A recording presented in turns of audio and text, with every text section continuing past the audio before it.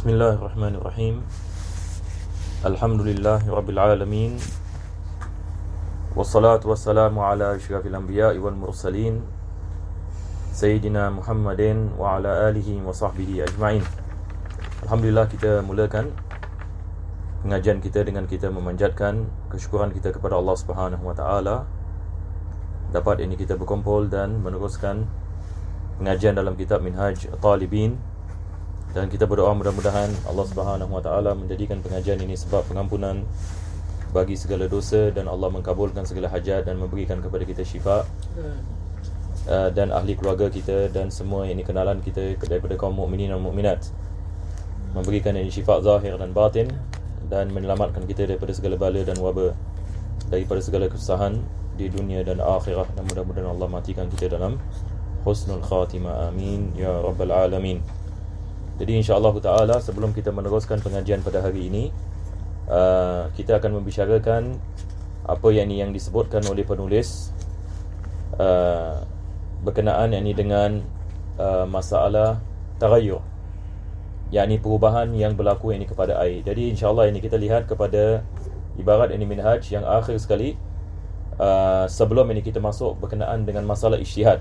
Sebab minggu lepas kita membicarakan tentang masalah ijtihad. Nanti insya-Allah kita akan kembali kepada masalah ijtihad.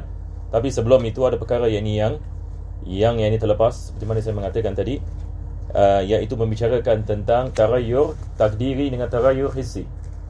Maka kita lihat Al-Imam An-Nawawi ini mengatakan wa taghayyurul mu'athiru bi tahirin aw najisin ta'mun aw launun aw rihun. Ini yang kita akan syarahkan lagi. Semua dah dapat insya-Allah. Yang ini dia mengatakan perubahan yang ada pada air yang memberikan kesan, sama ada perubahan itu dengan bitahir, iaitu dengan sesuatu yang suci ataupun sesuatu yang najis. Maka perubahan dikirakan sebagai perubahan yang memberikan kesan kalau sekiranya sifat air itu berubah. Dan yang dimasukkan dengan sifat ada 3 sifat, yakni rasa, warna dan juga bau. Ini adalah 3 sifat. Cuma berkenaan dengan kalau sekiranya perubahan itu dia berubah disebabkan dengan perubahan yang mana kita dapat melihat perubahannya, maka ini dikenali sebagai taghayyur hissi. Antum yang dah belajar kitab Muqaddimah Hargamiyah, kitab Muqaddimah Hargamiyah membahaskan agak panjang sikit dalam masalah ini. Beza dengan kitab Minhaj. Kitab Minhaj Al-Imam An-Nawawi dia tidak membicarakan tentang perkara terperinci dalam perkara ini. Dia hanya mengatakan ini full stop. Sebab dia masuk kepada masalah ijtihad. Tapi dalam kitab Muqaddimah Hargamiyah, penulis mengambil sedikit masa untuk menerangkan perbezaan di antara taghayyur hissi dengan taghayyur takdiri. Apa yang dimaksudkan di sini? Maka misalnya sekarang, kalau misalnya saya ada gelas, saya ada gelas, dan sedikit air kopi termasuk ke dalam gelas ini. Sedikit air kopi termasuk ke dalam gelas ini. Jadi saya lihat kepada perubahannya. Kalau sekiranya dalam segi warnanya, ataupun dalam segi rasanya, ataupun dalam segi baunya, dia menukarkan kemutlakan air, yakni maksudnya air baik tidak ada warna seperti ini, jadi air warna hitam misalnya. Ini sudah menjadi perubahan dalam segi warna. Ataupun perubahan dalam segi bau, dia sudah menjadi bau air kopi. Ataupun perubahan dalam segi rasa, bila kita rasa jadi kita dapat rasa kopi. Maka ini adalah perubahan yang ketara, betul ke tidak? Kita apabila membicarakan tentang air yang sedikit, kalau dia kurang daripada 2 kullah, yang memberikan kesan kalau sekiranya perubahan itu adalah perubahan yang ketara. Tapi perubahan yang sedikit dimaafkan, betul ke tidak? Kalau 1 titik air kopi masuk ke dalam dan dia tidak menyebabkan perubahan, dia tidak menghilangkan kemutlakan air, dia tetap dikirakan sebagai air mutlak, betul ke tidak? Tapi kalau sekiranya dia dapat mengubahkan salah satu daripada sifat air, maka hilang kemutlakannya. Baik, ini adalah misal taghayyur hissi. Kalau benda itu adalah benda yang suci. Kalau benda itu najis, apa jadi? Kalau sekiranya kurang daripada 2 qullah, air tersebut terus mutanajis. Kita tidak membicarakan tentang perubahan. Tapi bagaimana kalau ia lebih daripada 2 qullah dan najis termasukkan ke dalamnya? Ini perkara yang sama. Kita lihat kepada perubahan dalam segi warna, dalam segi bau, dan dalam segi rasa. Kalau sekiranya perubahan itu sedikit, dia memberikan kesan. Kalau sekiranya perubahan itu memberikan sikit, ini berkenaan dengan najis ya. Kalau najis yang termasuk ke dalam air yakni kalau ia lebih daripada 2 qullah. Kalau kurang daripada 2 qullah, kita tidak membicarakan masalah perubahan, yakni dia tetap menjadi mutanajis. Tapi kalau dia lebih daripada 2 qullah, maka dia hanya akan memberikan kesan kalau sekiranya ada yakni perubahan yakni kepada sifat air, walaupun perubahan yakni yang sedikit. Jadi ini adalah misal kita mengatakan perubahan yang hissi. Boleh faham insya-Allah? Yang hissi apa maksudnya? Yang dalam bahasa Arab, yang hissi yakni dia balik kepada hawas. Yakni dalam kita boleh lihat, kita boleh rasa, kita boleh bau. Yakni maksudnya ini adalah hissi. Tetapi kita adalah satu jenis ini perubahan yang disebutkan oleh penulis ini Muqaddimah Hadramiyah, yang disebutkan ini sebagai perubahan takdiri. Yakni bagaimana pula kalau sekiranya termasuk ini ke dalam air sesuatu yang sudah hilang sifatnya. Dan penulis Muqaddimah memberikan misal air ros yang sudah hilang yakni baunya, sudah hilang warnanya, sudah hilang rasanya. Ini adalah misal yang dibawakan oleh penulis. Jadi cuba kita bayangkan, sekarang ini saya ada air, yang air botol ini, dan termasuk ini ke dalam air botol ini air mawar yang sudah hilang semua yakni sifat. Dalam segi rasa sudah tidak ada rasa, dalam segi bau sudah tidak ada bau, dalam segi warna ini sudah tidak ada warna. Adakah ia menghilangkan kemutlakan air? Sebab kalau saya lihat ini kepada air, seolah-olah tidak ada perubahan. Sebab dalam segi warna tidak ada perubahan, dalam segi rasa tidak ada perubahan, dalam segi warna tidak ada perubahan. Adakah dibolehkan saya menggunakan air ini untuk wuduk? Adakah air ini air yang mutlak? Maka di sini beliau membicarakan tentang masalah perubahan takdiri. Maka kita takdirkan, kalau sekiranya benda yang masuk itu adalah benda yang suci, maka bagi tiap-tiap sifat kita mentakdirkan. Kalau dia adalah benda yang suci yang termasuk ke dalam air, seperti air mawar yang sudah hilang sifatnya, maka kita melakukan takdir. Ini yang saya post di dalam WhatsApp antum. Jadi semua kita lihat insya-Allah ya. Jadi apa kita lihat yang di sini, kita ada satu sifat dengan asyaddu sifat. Satu sifat kalau sekiranya yang termasuk ke dalam air ada benda yang suci. Kalau benda itu benda yang suci, kita menggunakan satu sifat. Jadi dia tidak terlalu syadid, dia tidak terlalu ringan, dia awsat, yakni di antara. Maka kita takdirkan dalam segi warna, dia mengatakan nombor 1 launul asir. Kita takdirkan ini misalan yang kalau air mawar tadi kadarnya yang termasuk ke dalam air, dia adalah air jus, buah-buahan. Yakni seperti air orange juice ini misalan. Sekarang ini misalan termasuk air mawar 1 sudu, sebagai misal ya. 1 sudu yang besar air mawar termasuk ke dalam air ini.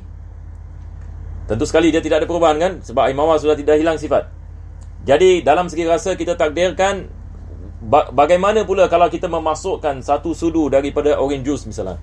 Adakah ini dapat mengubahkan sifat dia ataupun tidak? Jadi mungkin kita mengatakan ini ia tidak dapat mengubahkan sifat air. Baik, nombor 1 pas. Ini dalam segi warna. Lepas itu ini kita pergi ini kepada nombor 2. Nombor 2 yang ini dalam segi rasanya. Kita takdirkan rasanya seperti ta'mur rumman. Ini rumman ini dia adalah pomegranate. Dia adalah apa dia? Delima. Buah delima. Jadi rasanya seperti yang ini, rasanya buah seperti rasanya yang ini buah yang ini delima. Kalau sekiranya rasa yang ini buah delima ini dimasukkan ke dalam air, agak-agak dia dapat mengubahkan ini sifat yang ini rasa pada air ataupun tidak. Kalau sekiranya ia sedikit, kita mengatakan dia tidak dapat mengubahkan. Lepas itu kita pergi kepada yang ketiga. Dalam segi yang ini bau pula, maka baunya adalah rihul ladhin. Ini ladhin ini dia adalah misal yang ini seperti apa? Seperti kemian. Seperti yang ini kemian. Kalau sekiranya kita memasukkan kemian yang ini ke dalam air, kadarnya, adakah yang ini baunya merupakan yang ini bau yang menghilangkan kemutlakan air, yang mana kita mengatakan ini sudah menjadi air kemian dalam segi yang ini baunya. Tapi kalau sekiranya dia setakat kita melakukan takdir, kita mengatakan dalam segi rasa, kalau hatta satu sudu apa, jus orange yang ini misalnya kita dimasukkan ke dalam, yang ini dia tidak dapat mengubahkan warna air. Begitu juga dalam segi rasa. Kita memasukkan yakni buah yang ini delima ini ke dalamnya, maka dia tidak mengubahkan yakni rasa. Dan yang ketiga, apabila kita masukkan kemian ini ke dalamnya, dia tidak mengubahkan baunya, maka kita menghukumkan air ini air mutlak. Jadi ini yang dimaksudkan dengan takdiri, perubahan yang takdir. Kenapa kita mengatakan perubahan yang takdir? Sebab air mawar tadi sebagai misal, dia sudah tidak ada sifat. Kita tidak boleh mengatakan tidak ada warna, tidak ada rasa, disebabkan air mawar itu sudah hilang ini sifat. Itu sebab kita melakukan takdir. Boleh insya-Allah. Jadi bahagian yang pertama, awsatu sifat, kalau sekiranya yang masuk ke dalam air ada benda yang suci. Baik, selepas itu antum lihat ini di sini dia mengatakan asyaddus sifat. Asyaddus sifat ini dia lebih syadid, dia lebih keras sikit. Ini adalah kalau sekiranya yang termasuk ke dalam air najis. Dan ini kita membicarakan yakni tentang air yang lebih daripada 2 qullah. Sebab kalau sekiranya air yang kurang daripada 2 qullah, kita tidak membicarakan tentang masalah taghayyur. Betul ke tidak? Jadi sekarang yakni misalan, kalau kita ada air kencing, ini misal yang kedua ya. Air kencing yang sudah hilang bau, sudah hilang rasa, dan sudah hilang apa lagi satu? Warna. Air kencing yang sudah hilang yang ini bau, sudah hilang yang ini rasa, dan sudah hilang yang ini warna. Ada orang ini mungkin menyangkakan ada ke air kencing yang ini yang sudah hilang yang ini bau, sudah hilang rasa, dan sudah hilang yang ini warna. Air kencing seperti ini wujud. Dia wujud yang ini bagi mereka lebih-lebih lagi, ini mereka yang menghadapi penyakit salasil baul. Yang ini daripada jenis ini penyakit, na'udzubillah min zalik, mudah-mudahan Allah selamatkan kita. Jenis ini penyakit salasil baul. Ada jenis penyakit salasil baul sangat dahsyat sekali, sehingga kan apabila dia minum air, terus air keluar. Yang ini bila dia minum air, terus yang ini air yang dia minum itu keluar daripada kemaluannya. Biasanya jenis air yang keluar seperti ini, maka dia baunya tidak bau sangat ini seperti air kencing. Sebab ini dia baru saja ini masuk ini ke dalam badan. Maka dia boleh yang ini berlaku air kencing yang sudah tidak ada bau, sudah tidak ada warna, dan sudah tidak ada rasa. Sekarang ini misalan kita ada air lebih daripada 2 qullah, dan selepas itu air kencing seperti ini dimasukkan ke dalam tangki, dan kita mengetahui air kencing ini sudah tidak hilang ini sifatnya. Sekarang perkara yang sama ini kita melakukan takdir, tapi kita menggunakan asyaddus sifat. Jadi yang pertama sekali, dalam segi warnanya adalah warna dakwat, yakni ing. Ini warna ing ini dia gelap kan? Ing ini kalau jenis ini ing, kalau kita masukkan ke dalam air yang sedikit seperti ini, semua jadi gelap walaupun kita masukkan sedikit. Jadi kalau asyaddus sifat, kita menggunakan ing, yang ini lebih dahsyat daripada asir. Tadi kita membicarakan yang ini berkenaan dengan air jus kan? Air jus yang ini warna yang ini tak seperti ing. Maka kita, kalau satu orang tu kencing misalan dalam tangki yang besar, dan dia kencing yang ini misalan banyak seperti ini, 350 ml, dan lepas itu dia tuang air kencingnya yang sudah hilang ini, seperti mana kita mengatakan sudah hilang ini bau dan sebagainya. Jadi kita melakukan takdir. Kalau dia tuang 350 ml ing, agak-agak ia boleh menghilangkan kemutlakan air ke tidak dalam segi warna. Baik, ini yang pertama. Yang kedua, rasanya ta'mul khal, vinegar, yakni rasanya cuka. Yang ketiga, rihul misk. Kita melakukan takdir dalam segi baunya, bau kasturi. Ini bau kasturi tentu sekali, ini bau yang kuat. Maka ini kita melakukan takdir. Ini yang dimaksudkan dengan yang ini asyaddus sifat. Dan selepas itu, saya ada memberikan yang ini sedikit faedah. Ada sedikit yang ini khilaf ini ulama kita berkenaan dengan adakah diwajibkan kita melakukan takdir ini ataupun yang ini tidak diwajibkan. Jadi itu ada sedikit ini perbezaan, seperti mana disebutkan bahawasanya Syekh Syarqawi dalam hasyiahnya mengatakan tidak diwajibkan kita melakukan takdir. Yang ini tidak diwajibkan. Kenapa beliau mengatakan? Tentu sekali ini bukan pendapat yang mu'tamad ya. Ini pendapat dari Syekh siapa? Syarqawi. Maka beliau mengatakan melakukan takdir seperti ini tidak diwajibkan. Apa sebabnya? Dia mengatakan asal air suci, dan memandangkan benda yang masuk itu tidak mengubahkan sifat air, tak perlu kita melakukan Tak perlu kita melakukan takdir. Maka ini yang pendapat masya-Allah yang ini sangat meringankan. Taib. Selepas itu ini Syekh Baijuri mengatakan takdir awsat dia adalah sunnah sahaja, tidak diwajibkan. Yakni kalau sekiranya benda yang suci masuk ke dalam air, tidak diwajibkan. Tidak diwajibkan ini kita melakukan takdiri. Akan tetapi Syekh ini Baijuri, beliau tidak membicarakan tentang hukum melakukan takdir dengan asyadus sifat. Yakni maksudnya bila najis ini masuk ini ke dalam air. Manakala Syekh Al-Kurdi, ini ada typo ya. Syekh Al-Kurdi. Maka beliau mengatakan takdir dengan asyadus sifat adalah wajib, manakala takdir dengan awsatus sifat adalah sunnah. Jadi ini adalah sedikit ini khulasah. Berkenaan dengan khilaf ulama ini berkenaan ini dengan yakni takdir. Taib. Sekarang insya-Allah ini kita masuk ini kepada mana kita berhenti pada minggu yang lepas ini akhir sekali. Kita sedang ini membicarakan ini tentang masalah yang ini ijtihad ya. Jadi antum baca balik walau ishtabaha.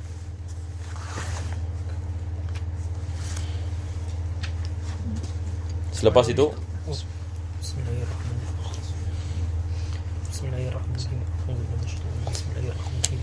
قال الشيخ المؤلف رحمه الله تعالى نفعنا به وبعلمه في الدارين آمين.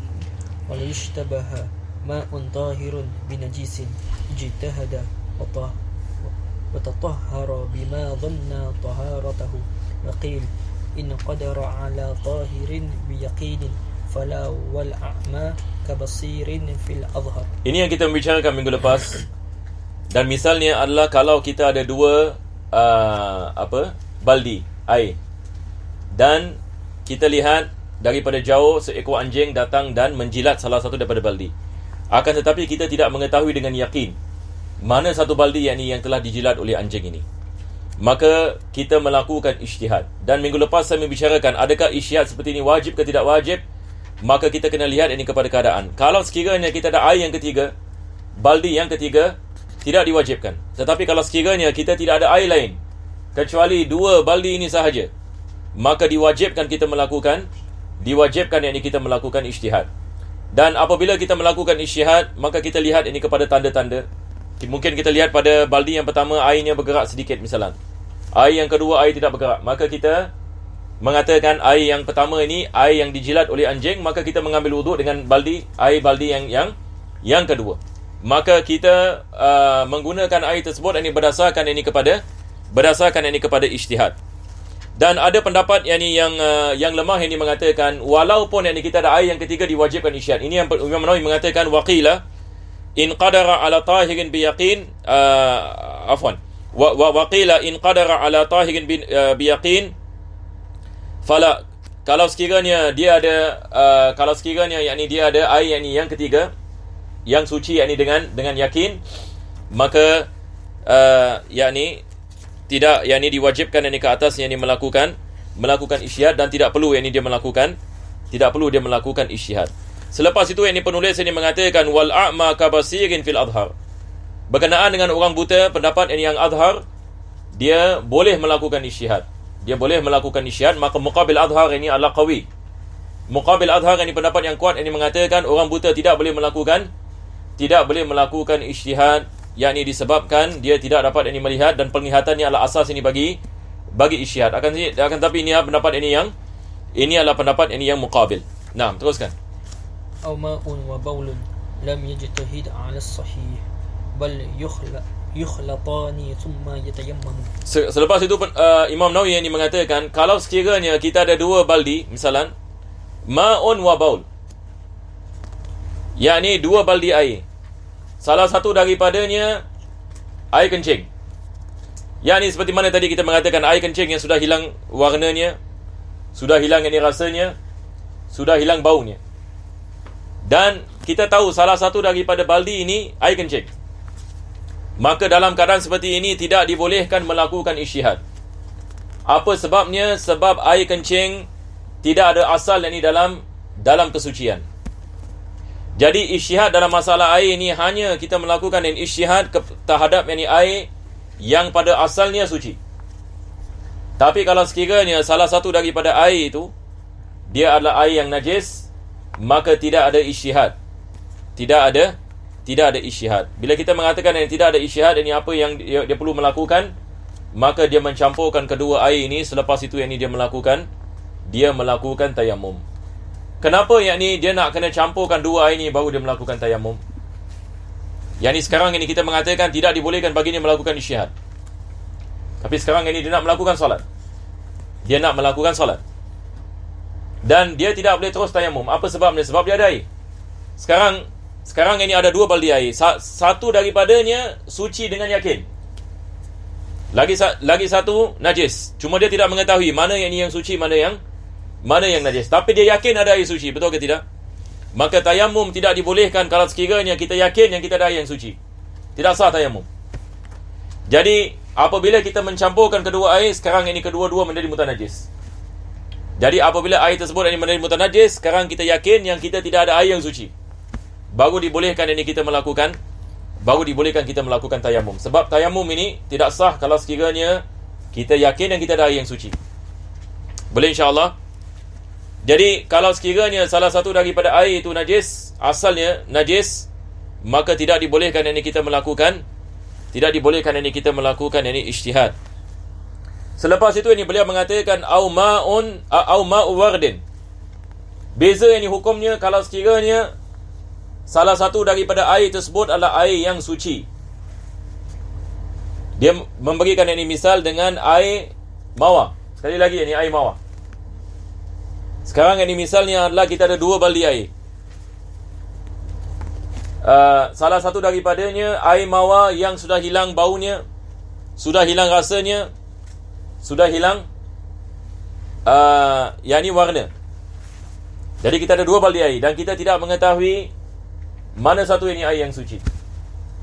Salah satu daripadanya adalah air mawar. Dalam keadaan yang seperti ini, penulis ini mengatakan tawadda'a bikullin maratan. Maka dia mengambil wuduk dengan air baldi yang pertama. Selepas itu dia mengambil wuduk dengan air baldi yang kedua. Kenapa kita mengatakan dia boleh melakukan ini pada air mawar tapi tidak boleh melakukan pada air kencing? Cuba bayangkan kalau kita mengatakan benda yang sama pada air kencing tadi. Dia mengambil wuduk pada baldi yang pertama, lepas itu ambil wuduk pada baldi yang kedua. Sekarang ini sah ke tidak? Yang ni dia yakin yang badannya sudah ada najis. Betul ke tidak? Sebab air kencing. Maka dia tidak boleh melakukan solat. Badannya yang ni yakin yang ni ada najis. Lagi satu masalah pula. Dia nak kena bersihkan badan. Tapi air mawar suci. Air mawar, misalnya yang ni ada dua baldi. Misalnya salah satu air mawar. Kedua-dua baldi dia mengambil wuduk. Tapi baldi yang kebetulan air mawar, dia bukan najis. Dia bukan dikirakan sebagai najis. Maka itu sebab kita mengatakan sah ini wuduk ni. Sebab dengan yakin dia telah mengambil wuduk dengan air yang suci. Sebab salah satu daripadanya yakin yang ni air yang suci. Akan tetapi di mana masalah adalah bila dia niat dia ada syak. Sebab dia bila mengambil air baldi yang pertama, dia syak betul ke tidak dalam niat. Dia niat apa? Dia nak mengangkat hadas kecil. Tapi dalam masa yang sama dia mengatakan mungkin ini air mawar. Mungkin aku punya wuduk tak sah. Mungkin. Dan dia syak, betul ke tidak? Jadi masalahnya adalah dia ada syak. Akan tetapi para ulama kita mengatakan syak seperti ini dimaafkan. Dan antum perlu tulis ini. Syak ini seperti ini dimaafkan. Taib. Tetapi ada cara yang kedua. Bagaimana dia nak menghilangkan syak? Caranya adalah dia menggunakan dua tangan. Tangan yang pertama dia masukkan pada baldi yang pertama. Tangan yang kedua dia masukkan pada baldi yang kedua. Dan selepas itu dia ciduk bersama dan dia niat yang ini mengangkat hadas kecil. Sebab bila dia melakukan sedemikian dengan yakin, dia tahu yang ini salah satu daripada air tersebut adalah air yang suci. Salah satu daripada air tersebut adalah air yang suci. Maka cara seperti ini adalah lebih afdal. Supaya dia berada dalam keyakinan. Kalau tak, yang ini dia mengambil dalam keadaan syak. Maka penulis ini mengatakan tawadda'a bi kullin marratan wa qila lahul ijtihad. Ada pendapat yang lemah ini qil. Yang qilah ini adalah pendapat ini pendapat yang lemah. Pendapat yang lemah ini mengatakan dia boleh melakukan ijtihad. Dia boleh melakukan ijtihad ini seperti yang lepas. Kenapa yang penulis ini mengatakan dia tidak boleh melakukan ijtihad? Sebab ini air mawar ini dia bukan daripada air yang mutlak. Asalnya bukan daripada air yang mutlak. Itu sebab ini pendapat yang mu'tamad yang dipegang adalah dia tidak melakukan ijtihad sebab salah satu daripadanya bukan asal ini dalam penyucian. Cuma bezanya dengan air kencing tadi adalah air kencing adalah najis, manakala air mawar adalah suci. Pendapat yang lemah ini mengatakan dia boleh melakukan ijtihad. Jadi maksudnya dia melakukan ijtihad untuk menentukan mana satu yang air mawar, mana satu yang bukan air mawar, maka dia mengambil wudu ini dengan yang bukan air mawar. Akan tapi itu adalah pendapat ini yang lemah. Baik, boleh faham insya-Allah ya. Selepas itu ini penulis ini mengatakan wa idza ista'mala ma dhannahu araq al-akhar. Sekarang ini dia melakukan ijtihad. Kita kembali kepada misal ini dua baldi air tadi. Salah satu daripadanya dijilat oleh anjing. Dijilat ini oleh anjing. Jadi kita melakukan ijtihad. Bila kita sampai kepada tempat itu, kita melakukan ijtihad dan kita mengatakan air yang pertama dijilat anjing, yang kedua adalah suci. Maka kita akan mengambil wudu dengan air yang kedua. Maka dalam keadaan seperti ini digalakkan baginya untuk dia tuang yang pertama tadi. Yakni sebelum dia gunakan. Jadi antum perlu tambah ini ya. Sebab Al-Imam Nawawi ini dia mengatakan wa idza sta'mala. Jadi antum tulis ini di situ wa idza arada. Wa idza arada. Yani apabila dia mahu menggunakan air. Yani maksud daripada ibarat ini adalah dia belum lagi menggunakan air. Dia mahu menggunakannya. Ini dalam bahasa Arab ini fi'il madhi. Seperti kita ada ayat dalam Al-Quran Allah mengatakan ya ayyuhalladzina amanu idza qumtum ila shalah. Idza qumtum ila shalah faghsilu wujuhakum. Yakni maksudnya idza qumtum ila shalah, sebab kalau kita lihat dan kalau kita terjemahkan dalam bahasa kita, yakni ini adalah fi'il madhi. Yani idza qumtum, apabila yakni kamu melakukan salat. Tapi yang dimaksudkan di sini adalah apabila kamu mahu melakukan salat. Apabila yakni kamu mahu yakni melakukan salat. Di sini sama. Apabila kamu mahu menggunakannya. Apabila kamu yakni mahu yakni menggunakannya, maka disunatkan bagi kamu untuk tuang yakni air yang kamu menganggapnya sebagai najis. Apa sebabnya? Sekarang boleh faham insya-Allah semua misalnya. Yakni dia melakukan ijtihad sekarang. Dua baldi air.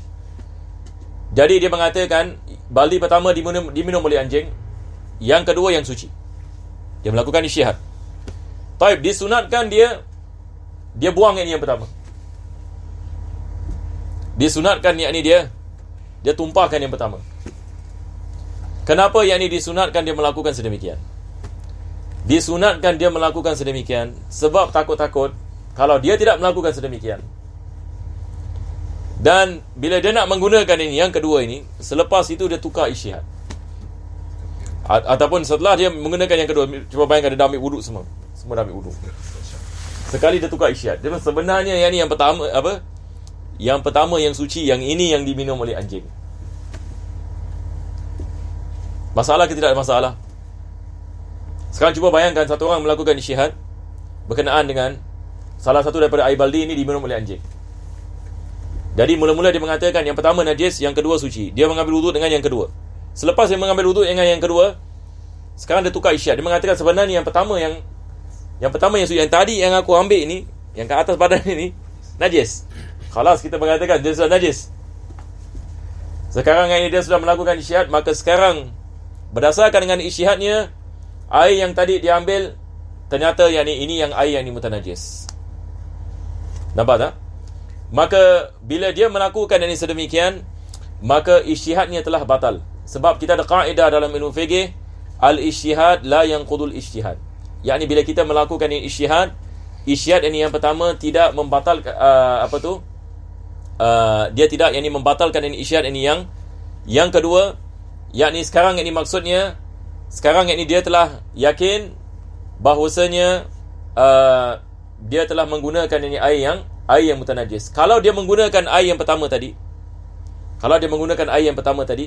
sekarang ini dia sudah mencampur penggunaan yakni air yang suci dengan air yang mutanajis.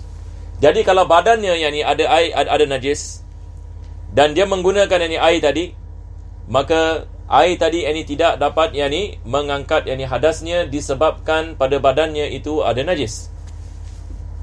Nampak tak? Maka dalam keadaan yakni sedemikian, dia tidak yakni boleh menggunakan kedua-duanya. Kalau sekiranya dia tukar yakni ijtihad. Itu sebab ini di sini disunatkan yakni baginya untuk dia tumpahkan yakni air yang dia menyangkakan sebagai yakni air najis. Jadi kita lihat ini, antum baca wa idza ista'mala ma dhannahu araka al-akhar fa in tarakahu wa taghayyara dhannuhu lam ya'mal bitsani 'ala as-nas bal yatayammamu bila i'adatin fil asar. Jadi penulis ini mengatakan wa idza ista'mala ma dhannahu araka al-akhar fa in tarakahu wa taghayyara dhannuhu. Ini yang seperti mana kita mengatakan, kalau sekiranya dia tidak tumpahkan yang satu lagi dan ijtihadnya berubah, maka dia mengatakan lam ya'mal bisani, dia tidak boleh menggunakan yang kedua. Sebab sekarang ada contradiction, kita ada contradiction. Sebab pada mulanya dia mengatakan yang pertama najis, dia mengambil yang kedua. Selepas itu ternyata sebenarnya ini yang kedua adalah najis, maka tidak dibolehkan baginya untuk dia menggunakan yang pertama. Sebab kalau dia menggunakan yang pertama dengan yakin dia kena najis, dengan yakin, bukan ini zon. Sebab salah satu daripada najis. Kalau dua-dua dia menggunakannya, maksudnya dengan yakin badannya ada najis. Tapi dalam keadaan seperti ini, kalau hatta dia tidak menggunakan yang kedua tadi, maka tidak sah, wudunya tidak sah. Sebab dia berubah ijtihad. Maka dalam keadaan ini seperti ini, tidak dibolehkan baginya untuk beramal dengan yang kedua. Boleh faham apa maksudnya? Dia tidak beramal dengan yang kedua. Maksudnya dia tidak menggunakan air baldi yang satu lagi. Dan ini berdasarkan ala nas, yakni pendapat al-Imam Syafi'i sendiri. Ini nas, kalau antum lihat ini dalam istilah, dia balik kepada apa yang disebutkan oleh imam. Bal yatayammam. Jadi dalam keadaan seperti ini, apa dia melakukan? Dia melakukan tayammum. Dia melakukan tayammum. Sebab dia telah yakin bahawasanya dia tidak ada air yang suci. Dibolehkan dia melakukan tayammum. Boleh insya-Allah. Selepas itu penulis ini mengatakan bila i'adatin. Dia melakukan tayammum dan tidak diwajibkan dia melakukan i'adah bagi solatnya. Yakni maksudnya di sini adalah kalau sekiranya dia melakukan tayammum di tempat yang biasanya tidak ada air, maka tidak diwajibkan dia i'adah. Maka di sini Al-Imam Nawawi sedang membicarakan tentang keadaan yang mana seseorang itu melakukan tayammum yang mana biasanya tempat itu tidak ada air. Dan ini berdasarkan kepada pendapat yang asah. Jadi pendapat yang asah, kita ada muqabil. Jadi balik kepada pendapat yang asah, tidak diwajibkan dia melakukan i'adah. Sebab dia tidak ada air yang suci dengan keyakinan. Dia yakin dia tidak ada air yang suci. Akan tetapi muqabil asah mengatakan diwajibkan dia i'adah. Sebab di sini mereka mengatakan dia tidak ada air yang suci bukan berdasarkan kepada keyakinan, tapi ia tetap berdasarkan kepada zon. Ini adalah qaul muqabil. Kenapa mereka mengatakan zon? Sebab ini dia ijtihad. Cuma kita mengatakan pendapat yang asal mengatakan berdasarkan kepada keyakinan. Sebab dia telah yakin bahawasanya salah satu ini baldi yang tadi yang ditinggalkan itu adalah yang najis. Maka dalam keadaan yang seperti itu tidak diwajibkan baginya melakukan i'adah. Maka kedua-dua ini kalau sekiranya dia berada di tempat yang biasanya tidak ada air. Selepas itu penulis ini mengatakan walau akhbara bitanajjusihi maqbulu riwayah. Sekarang ini datang satu orang ini mengatakan air dalam baldi ini najis, ada najis di dalamnya. Adakah diwajibkan kita mengikut apa dia cakap? Maka di sini Imam Nawawi mengatakan kita kena lihat orang ini. Kalau dia seorang yang maqbulu riwayah. Maqbulu riwayah yakni maksudnya seorang yang adil. Ini kita mengatakan adlu riwayah. Adlu riwayah seperti mana dalam ilmu hadis. Adlu riwayah ini maksudnya kita dapat menerima apa yang dia mengatakan. Yang ini maksud ini orang ini dipercayai. Kalau sekiranya dia seorang yang dipercayai, yang bukan orang yang fasik misalnya. Dia bukan ini orang yang fasik. Maka beliau ini mengatakan dengan syarat wa bayyana sabab. Dan dia menerangkan sebabnya kenapa. Dia mengatakan tadi ada seekor anjing jilat air ini. Dan orang ini maqbul riwayah. Yakni dia adalah orang adil yang boleh dipercayai. Maka dalam keadaan seperti ini kita menerima apa yang dia mengatakan. Maka tidak dibolehkan kita menggunakan air tersebut. Ini adalah perkara yang pertama yang disebutkan oleh Imam Nawawi. Perkara yang kedua dia mengatakan au kana faqihan muwafiqan. Yang memberitahukan kepada kita pula seorang yang faqih, ahli fiqh. Dan dia muwafiq. Apa maksud muwafiq? Yakni dia punya fahaman dengan kita sama, mazhab Syafi'i. Yani misalan kita pergi ke Mesir, kita pergi di luar negeri misalan, kebetulan ada seorang ulama dan kita tahu dia adalah Syafi'i. Maka dia mengatakan kepada kita jangan gunakan air ini najis, tapi dia tak terangkan sebab. Maka kita mengambil apa dia mengatakan. Sebab dia faqih. Manakala tadi kita mengatakan maqbul riwayah, adu riwayah, dia orang yang boleh dipercayai. Tapi mungkin yang ni dia tidak faham ini masalah air. Dia bukan faqih. Dia mungkin yang ni menyangkakan yang ni misalan air itu najis, tapi sebenarnya air tidak najis. Mungkin dia menyangkakan misalan ada sesuatu yang ni kotoran yang ni masuk ke dalam air, ataupun sampah yang ni masuk ke dalam air yang ni misalan dia mengatakan air itu adalah najis, tapi sebenarnya ia bukan najis. Tapi seorang faqih kalau mengatakan air ini najis dan dia ahli fiqh, maka kita percaya apa yang dia mengatakan walaupun dia tidak menerangkan sebab. Tetapi berbeza kalau dia bukan muwafiq. Kalau dia bukan muwafiq, ini maksudnya seorang yang ulama daripada mazhab Maliki. Dia mengatakan ini kepada kita benda ini tak najis. Yani mungkin dimaksudkan anjing misalnya. Sebab dalam mazhabnya dalam mazhabnya anjing suci. Dan tidak diwajibkan sertu pun dalam mazhab Maliki. Cuma mereka mengatakan digalakkan sertu. Digalakkan sertu ta'abud. Yani bukan masalah. Kita beza yang ni. Kita bila mengatakan tentang sertu, tentang apa? Tentang gunakan tanah dan sebagainya untuk menghilangkan najis. Tetapi bagi mereka ini ta'abud saja. Dan anjing itu adalah suci. Kalau dia Maliki, maka kita nak kena tanya dia kenapa yang ini najis. Nampak tak? Dia mengatakan tadi ada anjing yang ni misalnya. Dia apa? Dia jilat ini air ni ataupun dia memasukkan badan yang ni ke dalam air. Dalam mazhab Hanafi beza juga dengan kita dengan masalah anjing. Dalam mazhab Hanafi yang najis yang ni mughalladah hanya mulutnya saja. Dalam mazhab Hanafi mereka tidak menganggap badan anjing sebagai najis. Tetapi yang najis hanya bahagian mulut saja. Bahagian yang ada air ludah. Sebab hadis Nabi SAW adalah berkenaan dengan anjing menjilat air. Betul ke tidak? Maka mereka mengatakan yang najis mughalladah saja adalah lidahnya dan air liurnya. Sebab hadis itu membicarakan ini tentang anjing yang menjilat. Cuma ulama kita menggunakan kias. ulama kita dalam mazhab Syafi'i mengatakan kalau sekiranya air liurnya najis dan lidahnya najis, maka badannya mimbab aula. Sebab badan anjing ini yang paling bersih adalah lidahnya. Anda tahu ini? Badan anjing ini yang paling bersih adalah bahagian lidah. Apa sebabnya? Sebab anjing ini kalau kita lihat, dia sentiasa membuka mulutnya. Beza dengan singa.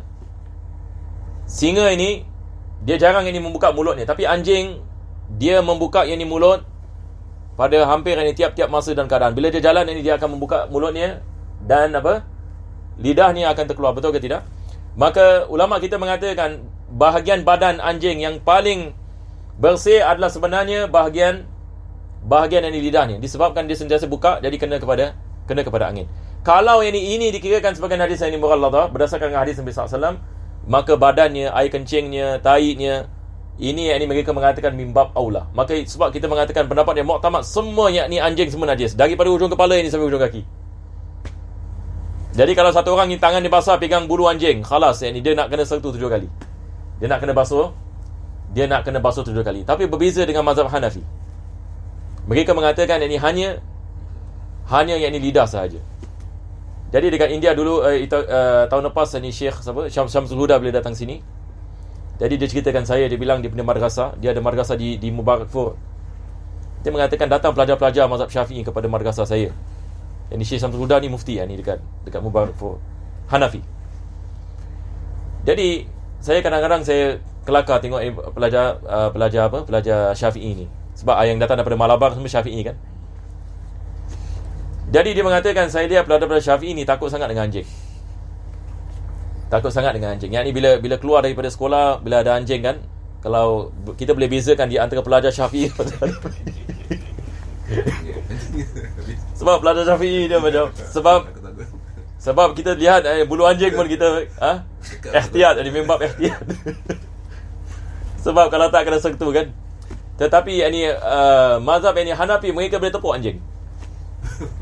Anjing ini mereka boleh gunakan tangan. Apa tak? Sebab bagi mereka yang ni kering dan dia bukan hadis mughalladah. Beza dengan apa kita mengatakan air liurnya. Kita kalau pergi ke Mesir misalan sebahagian Maliki di Mesir. Begitu juga saya pergi di Morocco misalan mereka Maliki. Maka subhanallah kita lihat mereka dengan anjing lain macam sikit. Mereka dengan anjing mereka boleh peluk anjing, mereka boleh berjalan-jalan dengan anjing dan sebagainya. Jadi kita lihat berbeza dalam berkenaan dengan memahami masalah najis. Itu sebab penulis mengatakan di sini dia adalah faqih muwafiq. Atau kana faqihan muwafiqan i'tamadahu. Berbeza kalau sekiranya dia faqih tidak muwafiq. Maka kita nak kena suruh dia terangkan sebab. Dia mengatakan kenapa najis. Kalau kita tahu ini Maliki. Dan Maliki dalam bab najis, hatta seperti mana kita mengatakan dalam bab air, mereka hatta kalau air kencing masuk ke dalam air yang sedikit, dia tidak mutanajis. Melainkan kalau ia mengubahkan sifat. Jadi mereka tidak membicarakan tentang sama ada air 2 qullah ke ataupun kurang 2 qullah. Mereka menganggap kita ni mutasyaddid.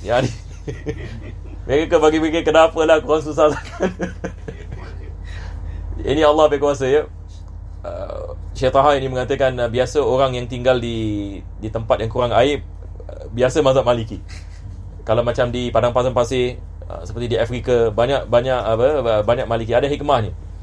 Jadi mereka lebih mudah sikit mengambil pendapat dalam mazhab Malik. Kita di Singapura, di Malaysia, masya-Allah air wujud dengan banyak, maka tidak ada masalah. Baik, teruskan. Yahillu isti'malu kulli ina'in tahiran illa Saya kalau dah lepas 1 jam ingatkan ya. Fayahrumu wa kadzati ittikhadhuhu fil asah. Sekarang penulis selepas membicarakan tentang perkara yang bersekupu dengan ijtihad, maka beliau membicarakan tentang apa yang disebutkan sebagai, kalau dalam kitab-kitab fikih yang lain, babul aniyah ataupun babul awani. Biasanya kitab-kitab fikih yang lain ulama-ulama kita mengkhususkan bab ni. Cuba Imam Nawawi dalam Minhaj dia tidak mengkhususkan. Dia menyebutkan bersama masalah ijtihad. Dia menyebutkan bersama masalah ijtihad. Maka beliau mengatakan dihalalkan yakni bagi kita menggunakan bejana yakni yang suci. Ina adalah bejana. Kalau dalam bahasa kita panggil apa? Kita panggil yakni bejana, ataupun dalam bahasa English container. Ina. Ini adalah misal yakni sebagai ina, yakni tempat yang mana kita meletakkan air ataupun makanan ataupun lauk. Termasuk fork and spoon, termasuk kita punya periuk, termasuk pinggan, mangkuk, semua ini dikenali yakni sebagai ina. Begitu juga dengan baldi juga dikenali sebagai ina. Jadi perkataan ina ini dia umum. Apa saja yang digunakan untuk kita meletakkan makanan ataupun air di dalamnya, maka dia mengambil hukum ina. Jadi yang pertama sekali penulis ini mengatakan dibolehkan kita menggunakan bejana selagi mana dia adalah suci. Kalau sekiranya bejana tersebut adalah bejana yang suci, maka dibolehkan kita menggunakan plastik, dibolehkan kita menggunakan biasa yang kita gunakan besi dan sebagainya. Ini semua benda-benda yang suci. Yang tidak dibolehkan adalah kalau kita menggunakan benda yang najis, seperti kulit binatang yang belum disamak, dan kita menggunakannya sebagai cawan misalan. Maka ini tidak dibolehkan kita menggunakannya, sebab dia boleh menyebabkan najis kepada makanan ataupun minuman yang kita minum. Jadi tidak dibolehkan kita menggunakan yang najis. Ini adalah perkara yang pertama. Selepas itu dia mendatangkan pengecualian, illa zahaban wa fiddatan fayahrumu. Maka semua jenis bejana selagi mana dia suci dibolehkan kita menggunakannya, melainkan kalau sekiranya bejana tersebut adalah emas ataupun perak, maka tidak dibolehkan kita menggunakannya. Dan ini berdasarkan dengan hadis Nabi SAW, yang mana Nabi mengatakan la tashrabu fi aniyati adh-dhahabi wal fiddah wa la ta'kulu fi sihafiha. Hadis ini muttafaqun alaih. Yani Nabi mengatakan janganlah kamu minum daripada bejana yang dibuat daripada emas dan perak, dan janganlah kamu makan daripada pinggan-pinggannya. Dan ulama kita mengatakan ada dua illah kenapa Islam mengharamkan kita menggunakan bejana yang dibuat daripada emas dan perak. Illah yang pertama, dia adalah kasru qulubil fuqara. Sebab ini kita akan kita akan menyebabkan hati orang miskin ini menjadi sedih. Sebab orang miskin dia tak ada benda nak makan, dia lihat orang kaya bukan nak cakap ada makan, tapi makan yang di atas pinggan emas. Jadi orang miskin ni akan mengatakan, aku ni tak ada makan, fulan bin fulan makan yang dengan pinggan yang emas. Maka ini dapat menyedihkan mereka dan memarahkan mereka. Ini adalah illah yang pertama. Illah yang kedua adalah khuyala, yakni memakan daripada pinggan emas dan perak. Ini adalah daripada sifat orang yang ada sifat sombong. Maka Islam mengharamkannya. Jadi ini adalah daripada dua sebab kenapa kita dalam Islam diharamkan kita memakan daripada pinggan emas dan juga pinggan perak. Ulama kita berbeza pendapat berkenaan dengan masalah ittikhaz. Ini akan disebutkan oleh penulis. Dia mengatakan wa kadza ittikhadhuhu fil asah. Sekarang Imam Nawawi mengatakan dia haramkan kita menggunakan bejana daripada emas dan perak mutlaqan, sama sekali tidak dibolehkan. Diharamkan kita menggunakan sudu daripada emas ataupun perak, garfu, pinggan, periuk, cawan, semua yang ini diharamkan. Dan juga diharamkan kita menyimpannya. Ini adalah beza kita ada beza di antara isti'mal dengan ittikhaz. Bila kita mengatakan isti'mal, maksudnya saya menggunakan. Misalan, saya menggunakan air botol ini, nampak tak? Saya menggunakan sebab saya minum daripada botol ini. Ini dikenali sebagai isti'mal. Ini adalah isti'mal. Tapi kalau cuba bayangkan botol ini dibuat daripada emas, saya simpan kat rumah saya tak gunakannya, tapi saya simpan. Apa maksud simpan? Yang ni saya letak bawah katil misalan. Saya letak bawah katil, ataupun saya sembunyikan dia misalan di dalam peti misalan. Tapi dia bentuknya botol. Botol ini aniyah ke bukan aniyah? Dia adalah ina. Betul ke tidak? Dia adalah bejana. Tetapi saya mengatakan, tapi saya tak gunakan ni. Hadis Nabi SAW mengatakan, janganlah kamu minum dan makan daripadanya. Baik, saya tak minum daripada makan saya simpan bawah katil. Halal ke haram? Maka di sini pendapat yang asah, Imam Nawawi mengatakan diharamkan. Diharamkan kita menyimpannya. Sebab ada orang mungkin mengatakan saya tak menggunakannya tapi saya menyimpannya. Imam Nawawi mengatakan pendapat yang asah, diharamkan yang hatta menyimpankannya. Dan apa sebabnya? Sebabnya biasanya orang yang menyimpankannya dia akan menggunakannya. Maka diharamkan. Cuma muqabil asah dibolehkan. Yakni apa yang diharamkan hanya memakan dan meminum daripadanya. Tetapi menyimpankannya tidak diharamkan sebab hadis Nabi SAW secara khusus membicarakan tentang makan dan minum. Yakni menggunakannya. Tapi ini adalah pendapat yang muqabil asah.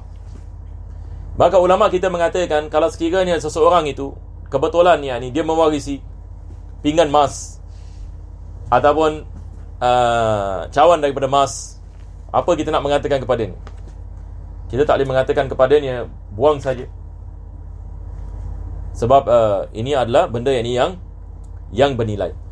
Maka dalam keadaan seperti ini dibolehkan ini dia mengambil, yakni pendapat yang muqabil, iaitu pendapat yang muqabil yang mengatakan selagi mana dia tidak menggunakannya maka dibolehkan ini baginya untuk dia menyimpannya. Boleh insya-Allah. Kita ada khilaf ini ulama, khilaf di antara Ibn Hajar dengan Baijuri. Mungkin anda tulis ini faedah. Yakni menyimpan bejana emas ataupun perak seperti ini. Mengikut pendapat yang mu'tamad kita mengatakan haram, betul ke tidak? Taib, Imam Baijuri dengan Syekh Ibn Hajar ini khilaf ini berkenaan dengan ia diharamkan. Adakah diharamkan ini dikirakan sebagai dosa kabair ataupun dosa yang kecil? Maka Syekh Ibn Hajar ini mengatakan dia adalah kabair, dosa besar. Dosa besar yang ini simpan bejana yang dibuat daripada emas. Manakala Syekh Baijuri mengatakan dia adalah daripada dosa yang kecil. Ini ada khilaf sikit. Di antara yang ini kedua. Alhamdulillah. Puan. Di antara yang ini kedua, yang ini imam. 5 minit ni. 5 minit. Kita teruskan lagi insya-Allah. Baik, teruskan. Wahillul mumawwahu fil asah wan nafisu kayaqutin fil adhar. Selepas itu ini beliau membicarakan ini tentang perkara yang dikenali sebagai masalah tamwih. Tadi kita membicarakan ini tentang bejana yang dibuat daripada emas dan perak. Tetapi bagaimana pula kalau sekiranya kita ada bejana yang dibuat daripada ini apa? Suasa ya. Copper kan. Kita ada bejana yang dibuat daripada suasa. Selepas itu kita catkannya dengan menggunakan emas. Ini kalau dalam bahasa kita pakai gold plated kan. Sekarang ini kita ada besi. Kita ada besi, bukan emas ya, besi. Tetapi yang ini kita cairkan emas. Selepas itu kita cat yang ini di atas bejana besi ini. Adakah dibolehkan kita menggunakannya? Adakah dia mengambil hukum emas ataupun yang ini dibolehkan ataupun tidak dibolehkan? Ini adalah yang dimaksudkan dengan tamwih. Jadi yang dimaksudkan ini dengan tamwih adalah ibarat apa? Kita cat dengan menggunakan emas ataupun perak bagi bejana. Maka beliau mengatakan wa yahillul mumawwahu fil asah. Yakni kalau sekiranya kita ada bejana yang dicat sama ada dengan emas ataupun dengan perak. Kalau kita ada bejana yakni yang dicat dengan emas ataupun dengan perak. Al-Imam An-Nawawi ini dia mengatakan dibolehkan kita menggunakannya. Tetapi beliau yang ini tidak membicarakan ini tentang syarat-syaratnya. Maka di sini perlu yang ini untuk kita melihat ini kepada syarat-syaratnya. Dalam kitab ini Muqaddimah Hadramiyah, penulis ini membicarakan tentang syarat-syaratnya. Apakah syarat-syaratnya? Yang tu perlu tulis. Syaratnya adalah begini. Yakni dihalalkan kita menggunakan bejana yang dicat dengan emas ataupun perak dengan syarat kalau sekiranya kita membakarnya tidak akan keluar emas dalam bentuk cairan ataupun perak yang ada harga yakni baginya.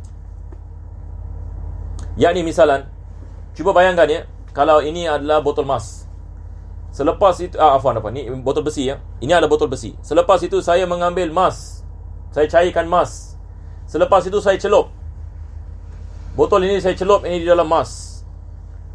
Lepas itu saya keluarkan dan saya biarkan yang ni dia sejuk. Selepas itu yang ni banyak emas yang ni terhinggap ini di pada botol ini. Apabila saya membakar botol ini, emas dapat yang ni keluar dengan banyak. Maka ini diharamkan saya menggunakannya. Tetapi kalau sekiranya saya membakarnya dan tidak ada emas ini yang keluar, dia setakat ini sedikit saja, tidak ada emas ini yang keluar, maka dalam keadaan seperti ini dihalalkan kita menggunakan tamwih seperti ini. Jadi di sini Al-Imam Nawawi ini mengatakan wa yahillul mumawwahu fil asah, yakni dihalalkan yakni bagi kita menggunakan bejana yakni daripada tamwih, daripada emas ataupun daripada perak. Yani Al-Imam Al-Mahalli dalam syarah dia mengatakan sebabnya. Dia mengatakan liqillatil mumawwahi bihi, disebabkan emas ataupun perak itu sedikit jumlahnya, maka dibolehkan. Dan dia mengatakan faka'annahu ma'dum, seolah-olah emas dan perak itu tidak ada. Itu sebab dihalalkan. Itu sebab ini dihalalkan. Tetapi kalau sekiranya dia cairkan emas, dia bakar balik ini botol tadi, dapat emas balik, ada harga, ada nilai ini misalan, maka ini diharamkan. Jadi itu sebab ibarat ini Imam Nawawi dalam kitab Minhaj, dia tidak membicarakan syarat ini. Jadi antum perlu ini kembali ini kepada kitab seperti Umdatus Salik, kitab Muqaddimah Hadramiyah, ada membicarakan ini tentang syaratnya. Jadi dia mengatakan yahillul mumawwahu fil asah. Pendapat yang asah mengatakan boleh, tapi muqabilnya apa? Muqabil mengatakan boleh ke tak boleh? Wahai jemaah sekalian, sekarang ini dia mengatakan wa yahillu al mumawwahu fil asah. Muqabil asah mengatakan tidak dibolehkan. Apa sebabnya? Sebab ilah ni masih wujud. Ilah ni ala khuyala. Sebab walaupun ini dia dicat dan walaupun dengan sedikit, tetapi orang miskin dapat lihat ini emas. Dan orang yang menggunakannya, yakni boleh mendatangkan yakni kesombongan. Maka pendapat yang muqabil ini mengatakan walaupun tidak yakni kita dapat balik yakni emas dengan harganya, maka tetap ini diharamkan. Ini adalah pendapat ini yang muqabil. Jadi ada khilaf. Wa yahillul mumawwahu fil asal. Sebelum ini kita teruskan, antum tulis ini. Perbuatan tamwih adalah haram. Tulis ini. Perbuatan tamwih adalah haram. Di sini ada perkara yang penting untuk kita nak pay attention sikit ya, masalah ini ya. Baik, ini jemaah sekalian. Tadi kita mengatakan kalau saya celup yang ni botol ini ke dalam emas. Baik, tadi kita mengatakan bila kita keluarkan balik, kalau dia sedikit dihalalkan. Kita boleh menggunakan, tak boleh menggunakan? Boleh ke kita menggunakan? Betul ke tak? Kalau sekiranya emas itu yang ini sedikit, yang mana kalau kita bakar balik tak dapat balik emas, maka ini dibolehkan kita menggunakannya. Akan tetapi perbuatan yang ini mencelup emas ini kita mengatakan perbuatan tamwih. Ini diharamkan. Dalam Islam diharamkan yakni kita melakukan perbuatan ini. Apa dalam bahasa Melayu panggil? Celup. Saduran. Aywa. Dah ala kuliah. Kita celup ini dengan emas ataupun perak. Maka perbuatan mencelup ini kita mengatakan perbuatan tamwih. Ini kita mengatakan. Antum tulis ini di sana. Perbuatan tamwih ini diharamkan. Tetapi menggunakan bejana seperti itu tidak diharamkan. Ya, jadi orang yang melakukan tamwih ini haram ini perbuatannya. Tetapi orang ini yang menggunakan dibolehkan. Tapi dengan syarat seperti mana? Seperti mana yang ini kita mengatakan. Taib. Jadi antum tulis ini di situ dabit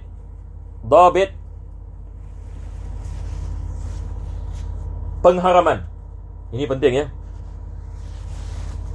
Dabit ini pengharaman. Taib. Maksudnya di sini, Sekarang macam mana kita nak tahu?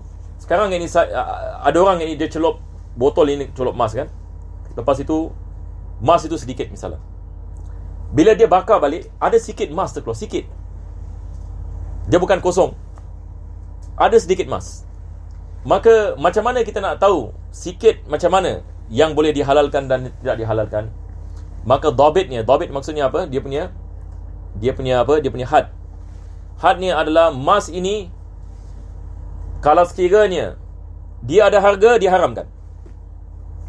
Kalau dia ada harga. Jadi dia bukan masalah kita mengatakan mesti tidak ada mas yang boleh keluar.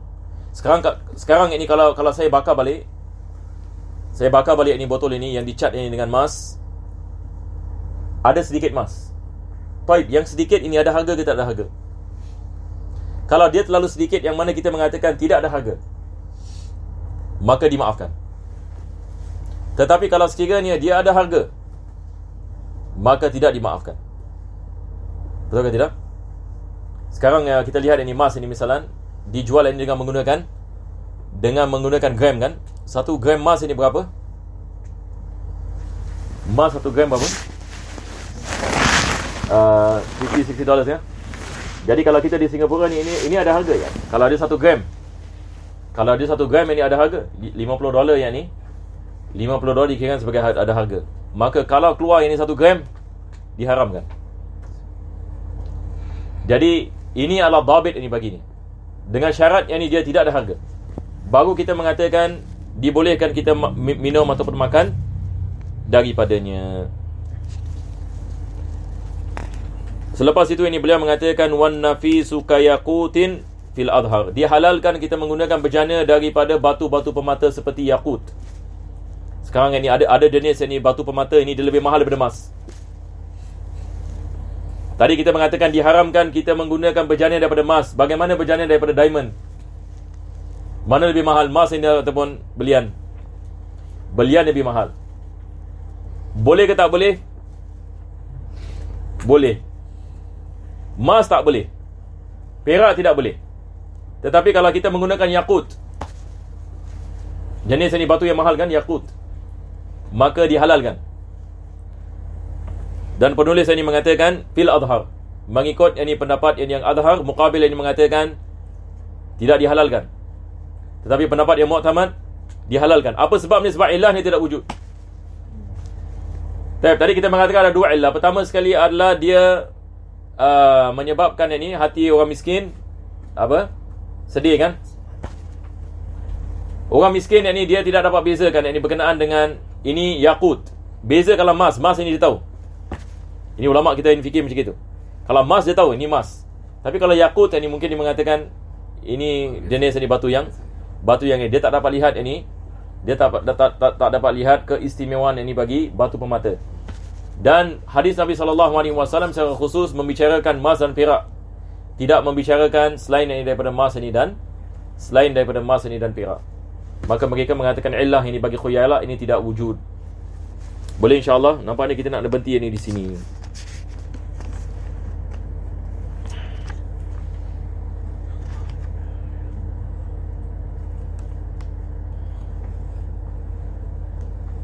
Itu sebab antum kalau ada syarah, antum boleh lihat qaul muqabil. Boleh lihat ini qaul ini muqabil. Yang ni qaul muqabil ini mengatakan tak ada beza yang ni emas ini dengan yakut. Sebab mereka mengatakan orang miskin pun tahu yakut. Sekarang dah, dulu tak lah. Ya? Sekarang. Tak dulu sebab dulu wang emas, dinar dengan dirham emas. Jadi mereka tahu ini emas, ini perak. Beza dengan yakut. Yakut sebab tidak digunakan, jarang digunakan. Mungkin ada orang ini tak pernah lihat pun yakut. Sekarang zaman sekarang. Ya. Dia tahu beza. Ya, zaman sekarang ini. Tapi sebagai ihtiyat yakni kita keluar daripada khilaf. Bismillahirrahmanirrahim. Alhamdulillahirabbil alamin. Allahumma shalli wa sallim ala sayyidina Muhammad wa ala ali sayyidina Muhammad. Rabbana zalamna anfusana wa illam taghfir lana wa tarhamna lanakunanna minal khasirin. Rabbana atina fid dunya hasanah wa fil akhirati hasanah wa qina adhaban nar. Sallallahu ala sayyidina Muhammadin wa ala alihi wa sahbihi wasallam. Alhamdulillahirabbil alamin. Al-Fatihah.